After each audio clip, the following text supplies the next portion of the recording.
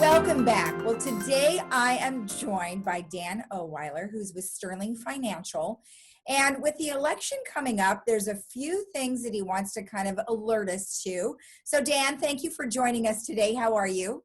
Oh, well, I'm great. How are you doing? We got through the heat wave a little bit, huh? Yeah, well, there's another one on the way. So That's what I hear. That's what I hear. so we get a little bit of a reprieve. So, as I mentioned, we're going through an election year, and it's only a couple months away. And obviously, the market is starting to react now. We're having high days and low days. What are some of the things that you would like to alert us to when thinking about investing, or what we need to keep in mind? Well, everyone should know in an election year, it's always going to be a little bit volatile because one thing the market does like is certainty. And in an election year, we don't have certainty as to who's going to win or lose. And so the policies that will be implemented are unknown, and the market does not like having uncertainty. And so any election year, generally, you're going to see some volatility based upon who's winning in the polls and who's not. And so that in and of itself should just be aware for people. Generally, the last quarter of every year is volatile anyway, but in an election year, it tends to be a little bit more up in the air simply because of the uncertainty as to who's going to win and the policies that will be implemented. Right. And here we're looking at, two different candidates who obviously are representing a variety of different things. And so if you choose one candidate, you might get one type of outcome, and then you choose the other candidate, you're going to get a different kind of outcome. So could you talk to us about kind of both things, because they do affect different outcomes? Well, unfortunately, tax policy is one of the big things that drives the market.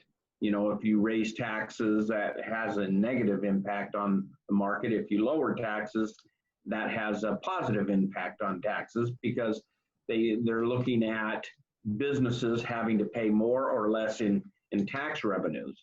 And so, every candidate may or may not have a specific agenda. One party seems to want to raise some taxes. The other party says they want to lower taxes. Well, there's a fine line as to what makes the most sense based upon people's philosophy. The unfortunate thing about trying to say which will have the best impact on the market is there's lots more than just taxes. There's infrastructure spending, there's social programs that need to be met. All those things come into play. It's not just one thing that's going to be driving this election, I would imagine. Right. So let me ask you something. When we do have an election year, do you find that many of your clients contact you and go, okay, so I need to change what I'm investing in because I want to be more on a conservative side?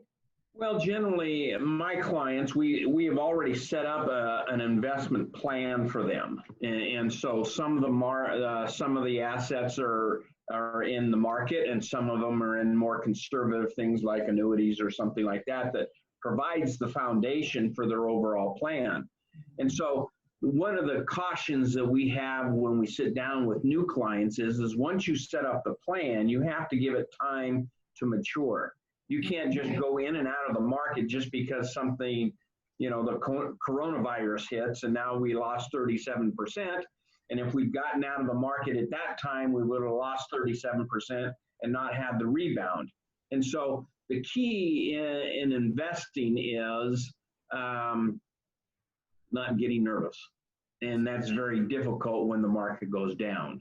We actually have a brochure that we've put together for clients, and any of your listeners can contact us. We'd be happy to send it out. That it talks about what happens in a down market and how to react to that. And it's, I don't know, 2 or 3 page, 4-page brochure that we've put together just to kind of settle down, relax, and let your plan run its course, because we take that into account.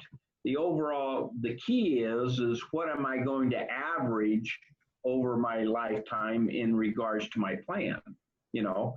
And as I talk to people later on as they retire, whether or not we've talked about this before, whether or not somebody earns 4 to 6% on their money versus 8 to 10 probably isn't going to change their lifestyle. But if they lose that money, that impacts them quite a bit. So you want to be able to have some money in the market, but not base your whole foundation on that. Right. And I think, the crash of 2008 really scared a lot of people. And so then when you start to hear about 600-point drops and 1,000, point drops, it's like, oh my gosh, we're going to go through that again. So I think I need your brochure. So I don't get nervous. Back in 1987, they had what it was called Black Monday. The market dropped 25% in one day, just one day. Okay. But that 25% drop represented 520 points. Oh. Well, today we see that very commonly, but it only represents 1 or 2%. So it's all relative as to the amount of the point drop. Yeah, we're seeing, 500, 600, 700, 800 point drops in a day, but it represents only maybe 1, 2%. And so you have to take that into account as you're setting up your plan. And overall, the key is not getting so emotional and nervous about this that you blow up your plan. If you don't have a plan in place, yeah, it's time to get nervous. Yeah. But if you have a plan in place where your foundation is already set, you've got income coming in, you can ride these swings out in the market much more calmly than you can if you don't have a plan and your whole foundation is built upon this equity market. That's what drives people batty is when you don't have a plan in place. Come on, Dan, don't you have a crystal ball? Well. Oh gosh, what is it? Oh, you do.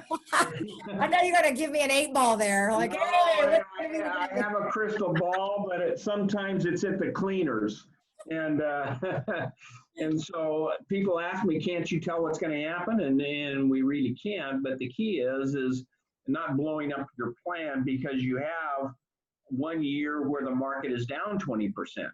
If you, I've had clients come in and they thought that they could emotionally handle the market, but they come in and say, "Hey, Dan, I've realized I can't be tied to the market because my emotions I'm worried about losing it." Exactly. So there was an article that you had sent to me in regards to the presidential election, and I thought was very interesting. And it is whether talking about puts and what was the other part of it? Calls. Puts and calls, which I had not heard of. Can you help me understand that? Well, those are what they call stock options. And a call option says that I'm able to buy a set of stocks and the index stocks, S&P 500 or Dow Jones. A call option gives me the option of buying it in the future, okay? Okay. And at a certain price, okay? A put option says I can sell it to you at a certain price. So the difference between the two is what you think is the market is going to go up or down. Okay, so you buy a put if you think the market is going to go down because you can sell them at a certain price today in the future. And I'm going to anticipate buying it at a lower price in the future, but I can sell it at the option price that I bought it for. Okay. So it's a little bit dangerous for older people to get into puts and calls because it's a lot more aggressive, but you can do that. And if you think, I don't know what the market is going to do, so I'm going to buy a put and a call in order to protect myself. Well, it's not right or wrong. It's just that it's an aggressive way to play the market. Well, yeah, and I had not heard of that, so I thought that was a very interesting article. Now, if anyone would like to get in touch with you, either to get your pamphlet that you mentioned or the article that we just talked about, how do they do that? Yeah, I'd be happy to talk to you. Our number is 949. I think you can probably put it up here on the screen, but it's 949-859 8900.